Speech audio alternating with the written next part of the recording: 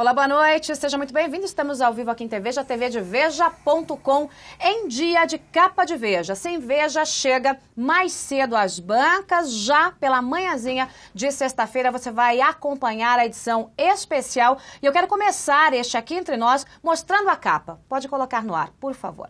Está aí, eles sabiam de tudo. O doleiro Alberto Youssef, caixa do esquema de corrupção da Petrobras, revelou à Polícia Federal e ao Ministério Público na terça-feira passada que Lula e Dilma Rousseff tinham conhecimento das tenebrosas transações na estatal, na Petrobras. Hoje também é dia de pesquisa Datafolha e Ibope, que descolaram um pouquinho mais Dilma Rousseff do tucano Aécio Neves. E em meio a tudo isso, o governo resolveu pegar dados oficiais da miséria, das contas públicas, do desmatamento, da educação e colocar tudo debaixo do tapete. Para repercutir tudo isso, estão aqui Augusto Nunes e Ricardo Sete, nossos colunistas. Boa noite.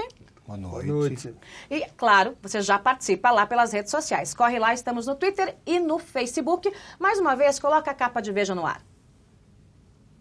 Temos aí a edição que chega às bancas logo de manhãzinha e que, na verdade, acaba colocando em contradição tudo o que Dilma Rousseff e o próprio Luiz Inácio Lula da Silva disseram até agora em relação aos escândalos do Petrolão, aos casos de corrupção na Petrobras. Claro que são declarações que o doleiro Alberto Youssef fez à Polícia Federal. Claro também que isso faz parte de um documento, né, que está sendo publicado e acaba colocando em xeque tudo que foi dito até agora. Não, Augusto? Eu acho que foi bom você citar o que o governo está escondendo, porque isso é um absurdo. Você tem de informar aos brasileiros, você tem de transmitir todas as informações necessárias. Está escondendo muita coisa, né? Está escondendo muita coisa. Quer dizer, o Brasil tinha acabado com os miseráveis, né, por decreto. Como eles continuam por aí, né, e não são importados de nenhum país europeu, o governo agora resolveu que não divulga isso. Então não tem, o Brasil vai bem, não piora em nada e tal. Vão divulgar depois das eleições. A decisão da Veja é muito saudável, porque você tem de divulgar todas as informações que são, como eles dizem tanto, né, do interesse público. Eu repito que são declarações que foram dadas pelo doleiro Alberto Youssef ao delegado da Polícia Federal, que tomou aí as informações durante o processo de delação premiada, que ainda acontece. Ele está sendo ouvido já há bastante tempo. Então, são informações oficiais. E claro que a justiça é quem vai dizer quem está certo, quem está errado no meio desse pacote. E rapidinho, sem querer falar muito, rapidinho. Primeiro, a Veja não errou nenhuma. Segundo, eles são obrigados a contar a verdade, porque senão eles perdem os benefícios da delação premiada. Era o que eu ia comentar, quer dizer, ele está acusando, ele está informando que a presidente Dilma e Lula, ao contrário do que ambos declaram, sabiam do caso, portanto é uma coisa gravíssima, mas ele precisa ainda provar para que isso se torne verdade perante a justiça. Ele está correndo um grande risco se ele não estiver falando a verdade, porque ele perde os benefícios. Então, a tendência é de que, evidentemente, ele tenha provas do que diz. Mas, não faz sentido, né? Ele vai mentir e perder os benefícios. Mas, por enquanto, a Veja está chegando ao ponto de narrar o que ele disse. Não, né? Mas são informações que eu acho que são importantíssimas também para o eleitor, de toda forma. Né? Como são importantes as informações que você disse que estão sendo omitidas e as outras que o Augusto comentou. O que me preocupa nisso tudo, Joyce, é se órgãos oficiais estão retendo esses dados, é mais um sintoma do aparelhamento realmente do Estado pelo PT, né? Que absurdo. Dizer, isso pega setores do Ministério Público, da Polícia Federal, do Judiciário, de órgãos respeitáveis, já desmoralizaram o Correio, né? Pelo papel que o Correio teve na campanha de Aécio Neves. Quer dizer, é uma coisa, as agências reguladoras... A técnica argentina, o que garante que eles estão falando a verdade sobre a inflação, por exemplo? O que garante? O presidente da Agência Nacional de Águas esteve em São Paulo, ele fez um comício contra o governador Geraldo Alckmin, ele deveria ser um técnico, e um técnico, para isso foram criadas as agências reguladoras, elas estão aparelhadas, ele fez um comício, não por acaso o auditório estava cheio de gente do PCdoB. né? Quer dizer, fez um comício para culpar o governador pela seca pelo fato de São Paulo ter a maior seca em 84 anos. Como se a seca é culpa do governo, então eles têm que explicar essa outra aí do Nordeste, que é mais antiga, né? Hoje...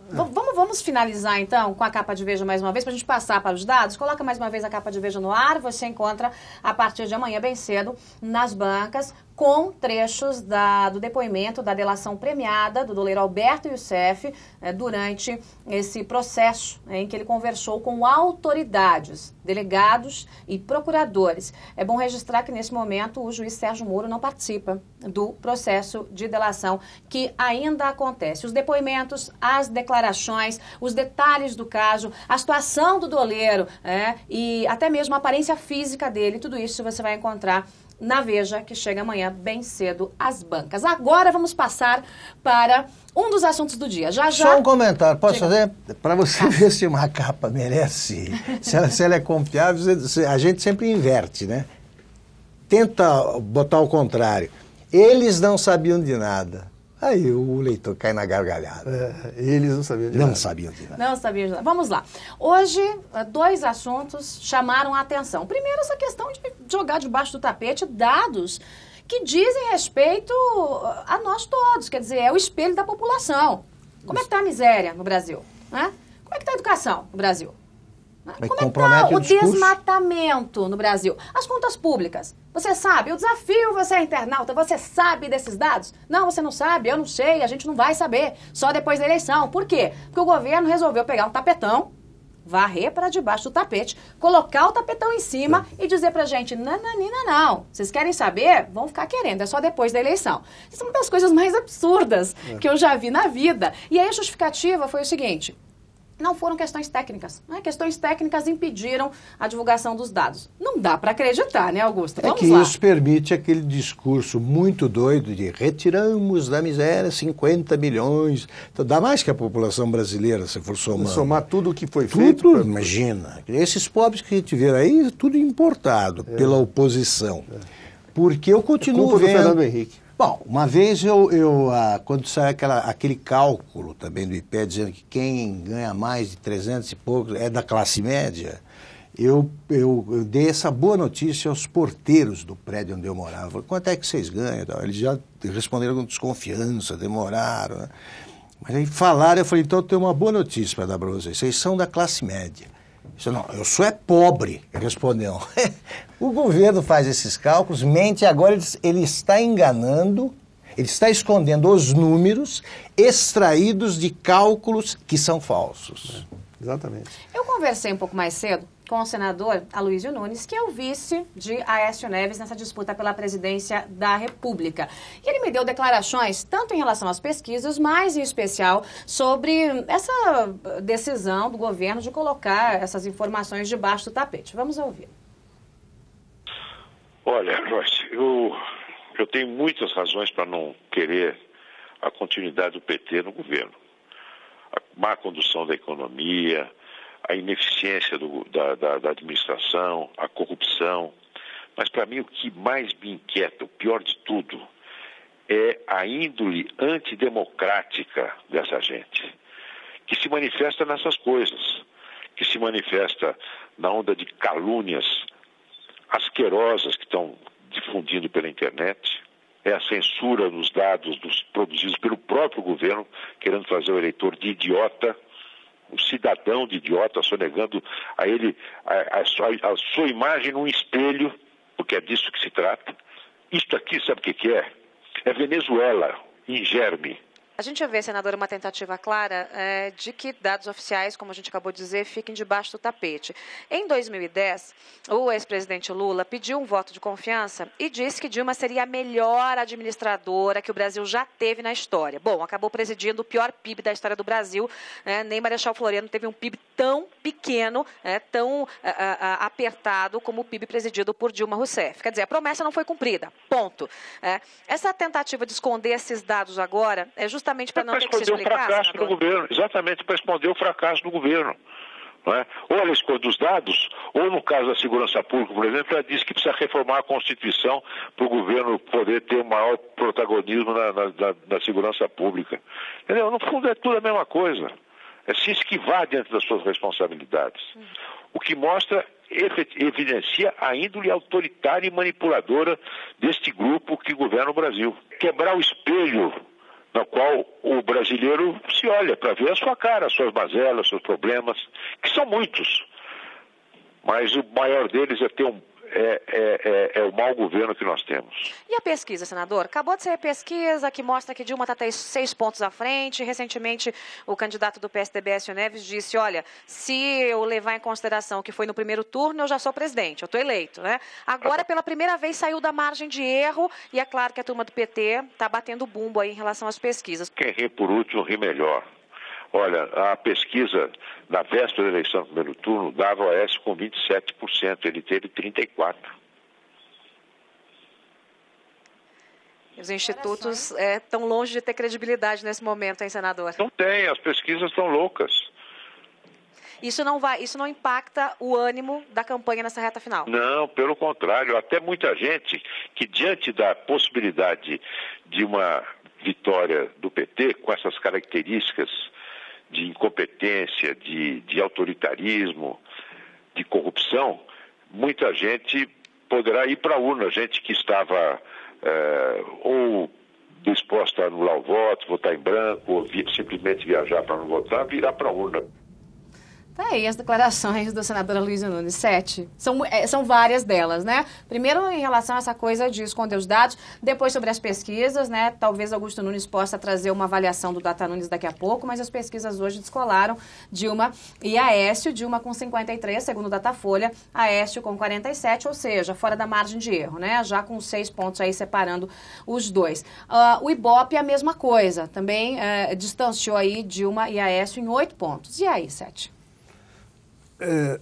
Diante do que aconteceu no primeiro turno, tanto na eleição presidencial como nas eleições estaduais, a gente precisa parar de considerar, nós inclusive da imprensa, sobretudo nós da imprensa, os institutos como oráculos, né? Eles insistem em dizer que é um retrato do momento e tal, mas a gente acaba utilizando o retrato como uma previsão daquilo que vai acontecer. Eu acho que a pesquisa mesmo vai ser no dia da eleição. Mas eu queria comentar um outro aspecto do senador Aloysio Nunes, que é uma grande figura, abordou. É a questão do autoritarismo. Isso aí realmente, eu me lembro de eleições, mesmo antes de ser um jornalista profissional, eu me lembro de eleições do passado. Eu jamais vi uma campanha eleitoral como a feita pelo PT tão sórdida, tão asquerosa, tão mentirosa, como essa que nós estamos vendo. Até a presidente da República, pessoalmente, mente na televisão. Não só a propaganda dela, como o Lula, então, está absolutamente descontrolado. Quer dizer, está usando de recursos, voltou como nunca, com força total, nós e eles. A ponto de envolver jornalistas sérios como Miriam Leitão e William Bonner. Citando no palanque.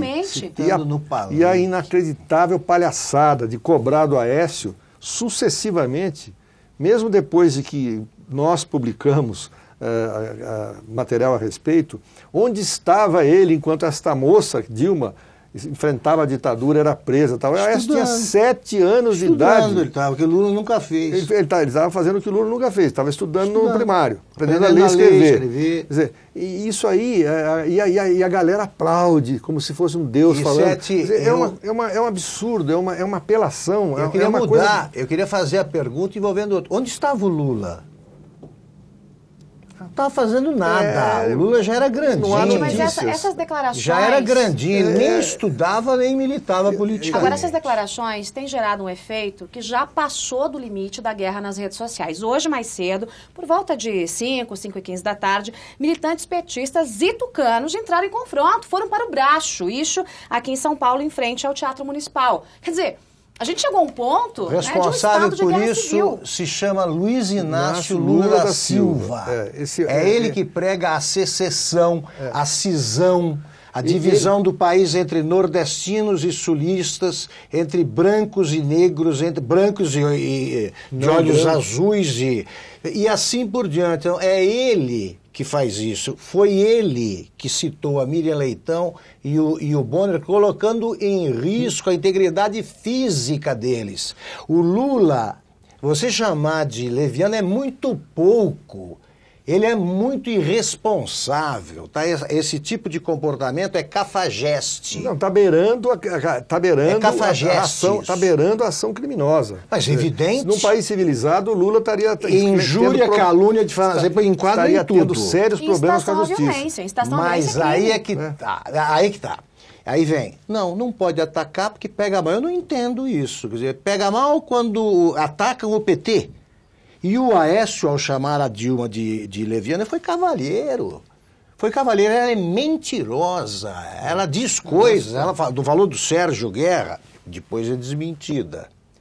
Ela fala ela apresenta números que não batem. Ela falou do negócio de como é que é? Gastou com cavalos. A questão das vacinas de cavalo é uma coisa indecente. Mentira. É uma coisa indecente. É tanta coisa que um programa de TV não basta para que o Aécio aponte todas as mentiras que ela contou. Agora, a diferença entre a campanha do PT e a campanha do PSDB é que na campanha de Dilma Rousseff tem um pitbull para fazer todo esse discurso pesado e falar o que quer, o que bem quer. Na campanha do Aécio, não. É ele que tem que se defender, é ele que tem que dizer, é ele que tem que medir se ele vai até ali, se não vai, se tem que bater, se não tem que bater. Quer dizer, são diferenças muito claras. Aí temos o que é difícil você ser mais cafajeste que o Lula. Ele se comporta, de certa forma, como um lorde inglês numa briga de rua, que está valendo tudo. Mas o Lula disse hoje mais cedo que o Aécio é muito grosseiro. O Lula tem toda a autoridade. O Lula que disse que jamais chamou um adversário de leviano, um adversário político de leviano. Ele chamou, eu vou pedir perdão para os leitores, chamou o presidente Itamar, que era um homem de bem, de filho da puta, não foi de leviano, de filho da puta. O presidente, há um documento tratando disso. Isso é notório. Quer dizer, e chamou, tem vídeo em que ele chamou várias vezes durante um debate o governador Geraldo Alckmin, você é leviano, o senhor é leviano, isso é leviandade. E ele fala do Aécio, que o Aécio é agressivo. Playboy, filhinho de papai. E realmente ele tratou com muita cortesia a Rose Noronha. Poucas mulheres puderam assim, indico um ladrão, o namorado nomeia. Eu quero passear num cruzeiro, o namorado dá um jeito e tal. É isso, o Lula trata muito bem certas mulheres. E é disso que o Aécio deveria tratar. Bom, gente, tendo essa atenção toda, né, o ex-presidente Lula fazendo esse serviço sujo. Isso aqui não se trata de um juízo de valor, é fato. É um serviço sujo. Lógico. Colocando nomes importantes, inclusive, contra a população contra esses nomes, a ponto de militantes hoje saírem no braço no centro de São Paulo. É uma consequência natural, porque a oposição, ela perdeu o medo do PT. Isso é uma das consequências da eleição muito importante da campanha. O PT está sendo enfrentado sem medo, sobretudo em São Paulo, onde ele foi devastado. Que foi o que o Aécio disse ontem, inclusive, né? Se precisar, eu pago esse preço, porque eu não tenho medo do PT. Mas, com a pesquisa Ibope e Datafolha, colocando Dilma Rousseff à frente de Aécio Neves, os tucanos dizem o seguinte, como disse o Aloysio Nunes, olha, quem ri por último ri melhor, não acredita em pesquisa. O debate da Globo se tornou ainda mais importante, sempre foi o mais importante da corrida eleitoral, mas nesse momento, numa eleição, voto a voto, nariz a nariz, o debate da Globo vai ser talvez o momento de definição aí da eleição, não? Chegou o momento do Aécio tirar um pouquinho as luvas de pelica e dizer, por exemplo, trazer a colação durante o debate, como se diz, o que Augusto, por exemplo, mencionou. Quer dizer, vamos tratar de assuntos aéreos. Assuntos aéreos. O aeroporto de Cláudio, ele já explicou, cansou de explicar, o aeroporto de Cláudio, inclusive, foi aprovado pelos órgãos competentes, tal. Se eu faria um aeroporto que causasse dúvidas, porque fica em terras da minha família, é outra coisa. Mas o fato é que ele está esclarecido. O que não está esclarecido é a presença de Rose Noronha, que era amiga íntima do presidente Lula, em dezenas de viagens no avião presidencial, Tão íntima que ficava na suíte. E não eram registradas na relação de passageiros, não eram registradas na relação de passageiros de bordo. O que é ilegal. Rose Nogueira, Rose Noronha, desculpe, Rose Nogueira é uma grande pessoa. Rose Noronha, essa que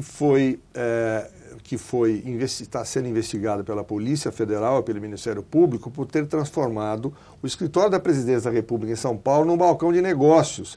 Rose, esta que foi mantida pela presidente Dilma a pedido do Lula. Quer dizer, essas questões o Aécio deve levar ao debate, tem que levar ao debate. A pouca vergonha que... Filhinho de papai é o Lulinha, por exemplo. É mais filhinho de papai. Né? O debate pode mudar. Se as pesquisas estiverem certas, Data Nunes contesta, mas se as pesquisas estiverem certas, o debate pode mudar o rumo dessa história, Augusto? Eu acho que sim, porque já mudou na história do Brasil, né? Mudou no primeiro, né? Quer dizer, vai ser a desculpa dos institutos de pesquisa como o Ibope, porque como lembrou o senador Aloysio Nunes, o Ibope atribuiu 27% ao Aécio na última pesquisa, ele teve 34%. Agora está atribuindo... 54%. Vai cometer o mesmo erro. Você tinha anotado... Eu tinha atribuído aqui... Você tinha anotado do Rio Grande do Sul... 41, né? A 49, não, a mesma diferença. 54 a 46 em votos válidos no Ibope. É a mesma diferença, quase. Mas eu vou cravar aqui. Atenção, Data Nunes, edição especial. 53 a 47 para o Aécio, repete, porque aumentou. Augusto. 53 para o Aécio, votos válidos. 47 para a Dilma, porque aumentou o número de indecisos, essa legião aí de eleitores cresceu por causa dos ataques, que podem ser desfeitos. Esse tipo de dúvida pode ser desfeita no debate. Por isso que eu acho o debate importante. Agora, acho que o Aécio tem de se portar como ele se comportou no primeiro debate da Globo. Ele representa um Brasil decente que quer acabar com isso.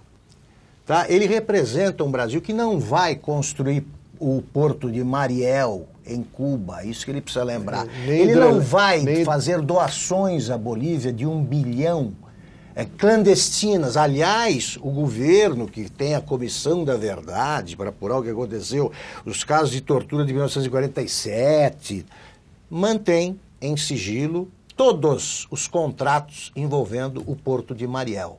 Por quê? Viraram segredo de Estado. Porque ali tem maracutaia que não acaba mais. Isso tem que ser colocado pelo Aécio no debate. Óbvio. Ele cobrou se ele quiser ganhar da Dilma no primeiro, mas a Dilma não respondeu. Agora, frente a frente, olho no olho, eu acho que ele vai cobrar. Deve cobrar. Deve cobrar, se quiser ganhar a eleição. A diferença de comunicação das duas campanhas é gritante, né? Tanto a comunicação, o nível da comunicação, você tem um nível mais alto e um nível bem mais baixo, quanto da própria disposição em falar francamente com jornalistas, em conversar, em debater o Brasil, em debater os problemas do Brasil, tanto que a presidente candidata, Dilma Rousseff, foi convidada mais de uma vez, inclusive para estar aqui, para conversar, para mandar declarações, sem edição, conversa olho no olho, franca, também não tem combinação de pergunta, mas é muito difícil essa combinação, né? Ontem procuramos as campanhas para que mandassem um recado para o eleitor, tanto uma quanto outra. Claro que a campanha do PT não respondeu, mas a campanha tucana respondeu e o candidato à presidência da República pelo PSDB gravou pelo WhatsApp um recado. Vamos ver. Olá, Joyce. Eu quero em primeiro lugar te cumprimentar pelo belíssimo jornalismo que a TV Veja vem fazendo e deixar agora nessa reta finalíssima das eleições uma reflexão. No próximo domingo a gente não vai estar escolhendo apenas quem será o próximo presidente da República. Nós vamos estar escolhendo o país no qual nós queremos viver. Eu estou muito feliz por ter feito uma campanha honrada, falando a verdade e defendendo um novo país, muito diferente desse que aí está. Agora é com cada eleitor, mas eu tenho muita confiança que no dia 26 nós possamos estar comemorando o início de uma nova e belíssima história na vida de todos os brasileiros.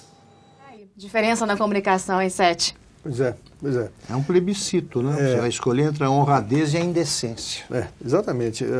Eu me sinto bastante... Eu estou sentindo coisas que eu sentia só durante a ditadura militar, diante do que o PT está fazendo. Falando sério.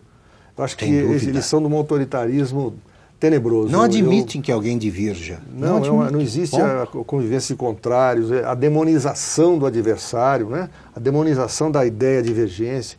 É um negócio assustador. Eu estou me lembrando da ditadura militar, com a linguagem que o PT está usando. Pleno acordo. Vamos para as considerações finais, falamos de quase todos os assuntos aqui, assunto que não falta, aliás, amanhã eu quero convidar você para acompanhar uma entrevista com o senador Aloysio Nunes, ele que é vice na chapa de Aécio Neves, estará comigo aqui ao vivo às 10 da manhã, dá tempo de você mandar pergunta, então aproveite. Considerações finais, reta finalíssima, Augusto Nunes, agora sim a reta final, não tem como a gente não imaginar que a gente está aí nas últimas horas. Esqueçam pesquisas, quer dizer, pensem no primeiro turno, eu vou repetir o que eu já disse aqui para Joyce. O Brasil, que esquecia a cada 15 anos o que tinha acontecido nos 15 anos anteriores, agora, a cada 15 dias, esquece o que aconteceu há 15 dias. Os institutos de pesquisa erraram todas. No Rio Grande do Sul, o candidato que apareceu com 20%, em terceiro lugar na última pesquisa do Ibope, no primeiro turno, teve 40%. E vai ganhar, dobro. E vai ganhar a eleição. E vai ganhar agora. O próprio Aécio, já citamos aqui. Então, esqueçam e votem. E lembrem que é plebiscito. Né? A gente vai escolher um tipo de Brasil. Aí tem esse aí, que é o nós contra eles. E tem o Brasil, que pode ser civilizado e democrático. 7. Para mim, existe uma escolha entre um Brasil velho, patrimonialista, politiqueiro, corrupto e autoritário, intolerante, e um Brasil que pode ser uma terra de liberdade, de oportunidades, de decência, de transparência. Eu acho que a eleição está se decidindo nesses termos. A minha principal preocupação nessa eleição é a divisão entre liberdade de um lado e autoritarismo do outro.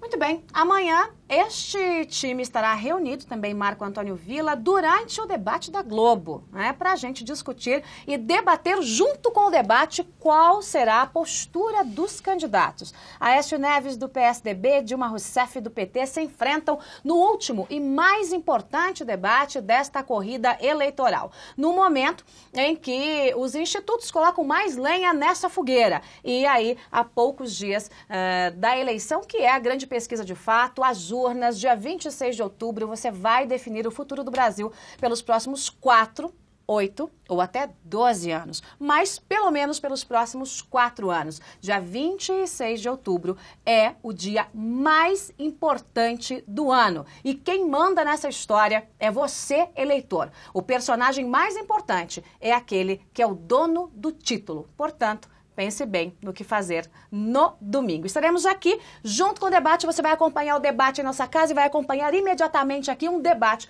com os nossos colunistas. Muito obrigada pela companhia. A programação de Veja, tvdeveja.com não para. E a gente se vê amanhã cedinho. Boa noite, Augusto. Boa noite, 7. Obrigado, Joyce. Tchau, gente. Até amanhã.